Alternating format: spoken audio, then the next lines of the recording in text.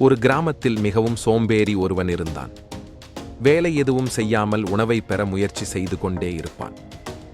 ஒரு நாள் காலை கிராமப்புறங்களில் சுற்றித் திரிந்தபோது சாப்பிடுவதற்காக சில ஆப்பிள்களை திருட முடிவு செய்தான். அவன் ஒரு ஆப்பிளை பறிக்க முயன்றபோது ஒரு விவசாயி அவனை பார்த்து அவனிடம் வரத் தொடங்கினார். சோம்பேறி பயந்து ஓடி அருகில் இருந்த காட்டுக்குள் ஒளிந்து கொண்டான்.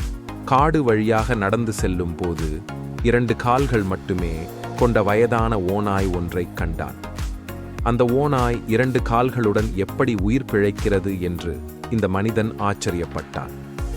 ஓநாய் ஓடவோ அல்லது உணவு தேடவோ முடியாத நிலையில் இருந்தது. அது மட்டுமல்லாது மற்ற விலங்குகளிடமிருந்து தன்னை பாதுகாத்து கொள்ள முடியாத நிலையில் இருந்தது. ஆயினும் அது மகிழ்ச்சியுடன் ஊர்ந்து கொண்டிருந்தது. திடீரென்று ஒரு சிங்கம் அதன் வாயில் இறைச்சித் துண்டுடன் ஓநாயை நோக்கி வருவதைக் கண்டான். சோம்பேறி மனிதன் தன்னை காப்பாற்றிக் கொள்ள மரத்தின் மீது ஏறினான். ஆனால் ஓநாய் ஓட முடியாததால் அங்கேயே நின்றது. அருகில் வந்த சிங்கம் இறைச்சித் துண்டை ஓநாய்க்கு உண்பதற்காக விட்டுச் செல்வதைக் கண்ட அந்த மனிதனின் கண்கள் கலங்கின. சோம்பேறி கடவுளின் திட்டத்தை கண்டு வியப்படைதான் மகிழ்ச்சி அடைந்தான். கடவுள் தனது படைப்புகளை கவனித்துக் கொள்வதற்கு எப்போதும் ஒரு திட்டத்தை வைத்திருக்கிறான் என்று அவன் நினைக்க ஆரம்பித்தான். பிறகு கடவுள் தனக்கும் ஏதாவது திட்டமிட்டிருக்க வேண்டும் என்று நம்பினான். அதனால் ஓரிடத்தில் உட்கார்ந்து தேடிக்கொண்டு வந்து யாரேனும் உணவு கொடுப்பதற்காக காத்திருந்தான். அவன் காத்திருந்தான். 2 நாட்களாக உணவு ஏதுமின்றி அங்கேயே காத்திருந்தான். கடைசியில பசி தாங்க முடியாமல் அங்கிருந்து சென்று விட்டான்.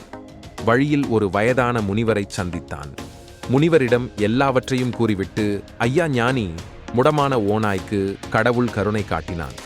ஆனால் அவன் ஏன் என்னிடம் கருணை காட்டவில்லை? வயதான முனிவர் பதிலளித்தார், கடவுள் அனைவருக்கும் ஒரு திட்டத்தை வைத்திருப்பது உண்மைதான்.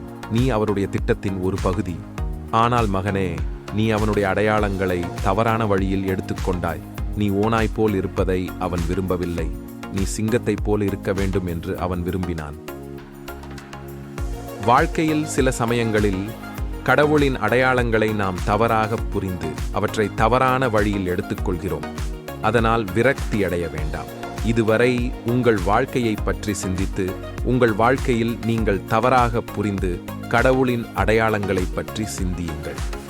இந்த கதை நீங்கள் வாழ்க்கையில் செல்லக்கூடிய மிகவும் மகிழ்ச்சியான மற்றும் வெற்றிகரமான பாதையில் ஒளி வீசும் என்று நம்புகிறேன்.